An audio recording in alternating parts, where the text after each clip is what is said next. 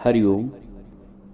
आज जो प्रश्न है साधक का, आप पूछते हैं कि गुरुजी बच्चों को सत्संग मिले, क्या हमारा ये शुभ संकल्प होना चाहिए कि नहीं, कि हमें शांत रहना चाहिए, कोई संकल्प नहीं होना चाहिए, आप समझाएं।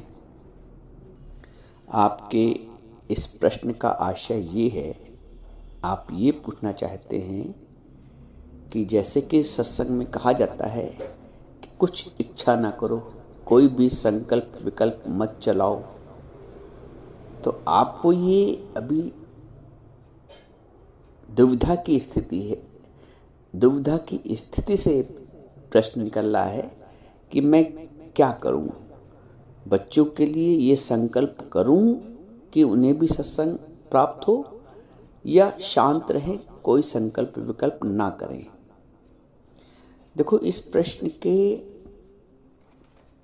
उत्तर कई तरह से हम समझ सकते हैं। इस प्रश्न के उत्तर को सबसे पहले, यदि हम ये समझें कि यदि हमारे पास अच्छी उपजाऊ भूमि है और उपजाऊ बीज भी हैं अच्छे किस्म के, तो क्यों ना खेती कर दी जाए। यदि अपने पास अच्छी फर्टाइल लैंड है और उत्तम किस्म के बीज भी हैं, तो उनको बोने में, उनकी खेती करने में क्या हर्ज है। सामान्यतः तो कोई हर्ज नहीं दिखता है। तो इसका मतलब, जब भूमि है, उपजाऊ भूमि है और बीज भी उत्तम गुणवत्ता वाले हैं, तो खेती करने में कोई बुराई नहीं। हाँ, यदि ऐसा कोई दुविधा की स्थिति है कि बंजर भूमि है या अनफर्टाइल है और बीज भी समझ नहीं आते कि पता नहीं अंकुरित हो ना हो, तो एक प्रश्न सोचने का है। कहने का तात्पर्य यह है कि यदि ऐसा अनुभव होता है, ऐसा आभास हो रहा है कि इन बच्चों में सत्संग के संस्कार जागृत होने की संभावना है, तो उसके लिए प्रयास करने में या विचार करने में कोई हर्ज नहीं है, क्योंकि शुरुआत कहीं ना कहीं से तो होगी ना। हम लोग भी सत्संग में आए तो कहीं ना कहीं से शुरुआत हुई ना। तो हो सकता है इस माध्यम से ही ईश्वर उनको इस मार्ग पे लाना चाहता हो। एक बात तो ये। दूसरा ये है कि ज्ञानी या जो ब्रह्म ज्ञान का साधक है, वो बहुत सोचता विचारता नहीं है, वो सहजता की स्थिति में रहता है। सहज से यदि आपके मुख से निकल गया किसी के प्रति, तो निकल गया। बच्चों को बोल दिया कि सत्संग सुना करो, ऐसा है वैसा, जो भी आपके भाव, तो उसमें करना और ना करना कहाँ से आ गया। आप क्यों अपने आप को कर्ता मानते हो और क्यों अकर्ता मानने के लिए जबरदस्ती प्रयास करते हो। जबरदस्ती कहीं नहीं है, न कर्ता जबरदस्ती होना है, ना अकर्ता जबरदस्ती होना है, बलपूर्वक नहीं। सहजता, ये जो ज्ञान है, ये सहजता का मार्ग है, सहज मार्ग है। तो यदि सहज ही आपके मुख से उनके प्रति कुछ शब्द निकलता है सत्संग को लेकर, तो आप निकल जाने दो सहज। और नहीं निकलता है तब भी उसमें भी असहज नहीं होना है कि मैं इतने दिन से सोच रही हूँ और ऐसा है वैसा है। उधेड़ बुन नहीं। ज्ञानी के जीवन में, उसके मन में कोई संकल्प विकल्प उधेड़ बुन वाला नहीं होता है। जो सहज हो जाता है वही परमात्मा की मर्जी। जो सहज हो जाता है वही परमात्मा की मर्जी है। हम कौन बीच में हैं, संकल्प करने वाले या संकल्प ना करने वाले, कुछ सोचने वाले कुछ ना सोचने वाले। किसी का उद्धार करने वाले या किसी का उद्धार ना करने वाले। हम बीच में अपने को लाते क्यों हैं? क्यों नहीं सहज होते हैं?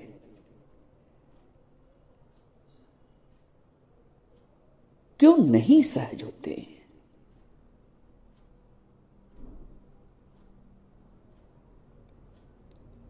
सहजता की स्थिति, उस सहजता का भाव ज्ञानी का प्लेटफॉर्म है। ज्ञानी सहजता के प्लेटफॉर्म पर ही चलता है, मार्ग है उसका सहजता। तो कभी ज्ञानी द्वंद्व में उलझता नहीं है, हाँ या ना के बीच नहीं उलझता है। जो सहज हो गया, हाँ हो गया तो प्रभु की मर्जी, और ना हुआ तब भी प्रभु की मर्जी। अपने को कहीं से दोषी तभी मानोगे जब तुम कर्ता भाव के साथ कर्म करोगे। यदि कर्तापन का भाव है तो कर्म के दोषी हो, और कर्तापन का भाव ही नहीं है तो दोष कहां से? इसलिए सहजता की स्थिति बहुत आवश्यक है। दूसरा जो इसमें से बिंदु निकल के आ सकता है इस प्रश्न से, आप ये पूछते हो कि हमारा ये शुभ संकल्प, हमें ये करना चाहिए शुभ संकल्प कि नहीं। अब फिर वही बात आ गई द्वंद्व की, शुभ और अशुभ। ज्ञानी शुभ और अशुभ से ऊपर है, वो सहज है। जो सहजता का मार्ग है वो शुभ और अशुभ से ऊपर है। ज्ञानी क्या कभी अशुभ संकल्प भी करेगा? अशुभ नहीं करेगा, इसका मतलब सब शुभ ही शुभ है।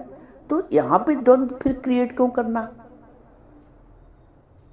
फिर वही बात आती है, सहजता से आप, यदि आपके पास उत्तम भूमि है, उत्तम बीज है, तो सहज ही वो बीजारोपण की या खेती की प्रक्रिया हो जाएगी। यदि नृत्य आता है आपको तो सहज ही आपके पैर थिरकने लगेंगे। क्या उसमें आप संकल्प विकल्प करोगे? आप बताओ, यदि आपको नृत्य आता है तो सहज ही आप अपने आप को रोक ही नहीं पाओगे, आपके पैर थिरकने लगेंगे। आपको ढोलक बजानी आती है, तबला बजाना आता है, तो कुछ भी कहीं भी कोई म्यूजिक बन रहा हो आपकी उंगली चलने लगेंगी। क्यों चलने लगेंगी? क्योंकि सहजता है।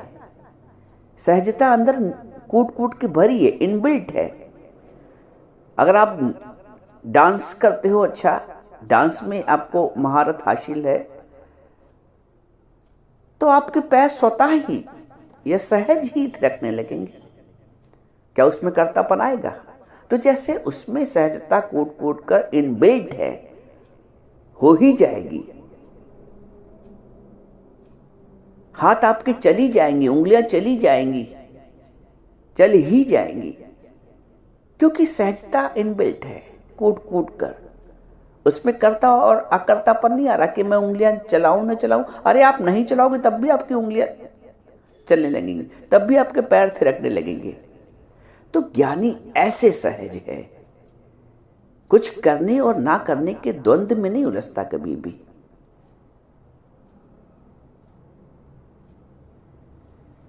बोल दो बच्चों को, अच्छा है। यदि वो स्वीकार करते हैं, आगे बढ़ते हैं, तो इससे उत्तम क्या है। लेकिन नहीं, अगर स्वीकार करते हैं तो उसमें कोई मलाल भी नहीं उनकी प्रारब्ध में अभी है। और यदि तुम्हारे प्रयास सफल हो गए तो ईश्वर का धन्यवाद, ऐसे भी धन्यवाद ईश्वर का, वैसे भी धन्यवाद। आज भी सुना सत्संग में कल कि बच्चा पास हो गया, पास होने की इच्छा थी और बच्चा फेल हो गया, तब भी वो लड्डू बांट रही है। ये भी सज्जन वाह वाह, तो वो भी सज्जन वाह वाह। ये जो वाह वाही वाला जो संस्कार है ना, ये सत्संग से प्राप्त होता है। ये भी सज्जन वाह वाह, तो वो भी सज्जन वाह वाह। ज्ञानी इतना सहज है। आगे आप अपने प्रश्न में ये भी पूछ रहे हो कि शांत रहना चाहिए, तो ज्ञानी का स्वभाव तो शांत है ही, वो इनबिल्ट है। शांति इनबिल्ट है। शांति बाहर से लादनी थोड़ी पड़ती, शांति बाहर से थोपी थोड़ी जाती है, वो इनबिल्ट है। तो आपका स्वभाव, यदि आपने कह भी दिया तब भी आप शांत रहेंगे, और नहीं भी कह पाए तो भी शांत हैं, क्योंकि शांति आपका स्वरूप है। शांति आपका स्वरूप है। भगवान कहते हैं गीता में, युक्तः कर्म फलम त्यक्त्वा शांतिम आपनोति नैष्ठिकीम। युक्तः अर्थात जो इस ज्ञान से युक्त है, युक्तः कर्म फलम त्यक्त्वा, जो इस ज्ञान से युक्त है वो कर्म के फल का सहज त्याग कर देता है।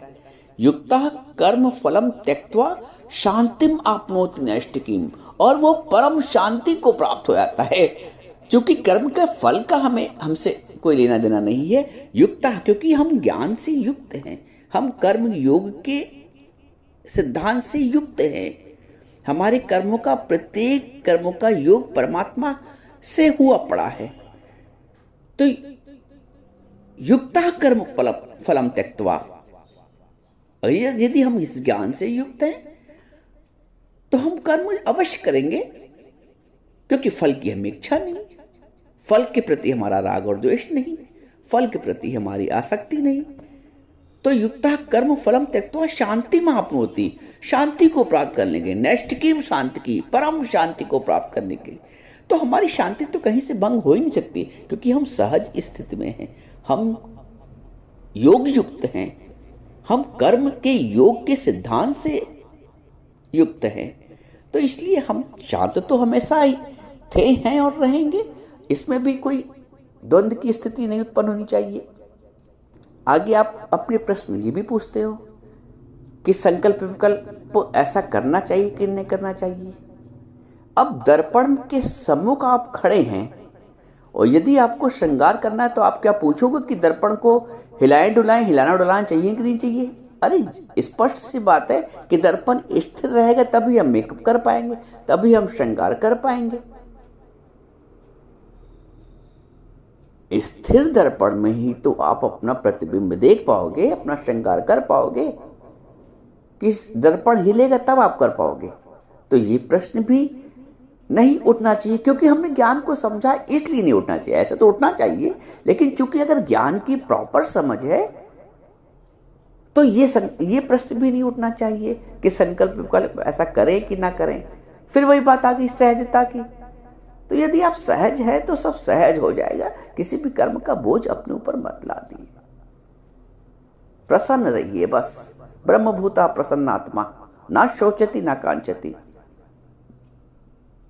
जो ब्रह्म में अपना भाव रखता है, वृत्ति रखता है, ब्रह्मभूता, वो प्रसन्न रहता है। ना शोचती, कुछ सोचता भी नहीं है अधिक, और ना कांक्षती, ना कुछ इच्छा ही करता है। वो ठीक है, आपके अंदर विचार आया कि ये बहुत उत्तम विचार है, फिर मैं इसको फाइनली अगर आपसे बताऊं, ये बहुत उत्तम विचार है। अगर आ सकते हैं बच्चे तो एक प्रयास करने में कोई हर्ज नहीं है, कोई हर्ज नहीं है। और यदि नहीं आते हैं तो उसका फिर मलाल भी नहीं, ठीक है, जैसी प्रभु की इच्छा। तो अगर लैंड तैयार है, बीज भी अच्छे उत्तम है, तो खेती करने में कोई बुराई नहीं, तो अपना पुरुषार्थ करने में कोई हर्ज नहीं। आप बेझिझक करिए।